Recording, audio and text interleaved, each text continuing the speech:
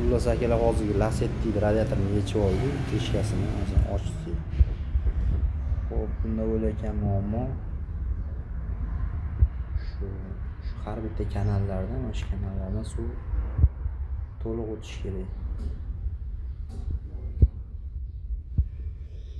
Bunda shunaqa bo'lib suvda ko'p yurishni oqibati shunaqa zanglar boshqalar to'xlanib ketadi.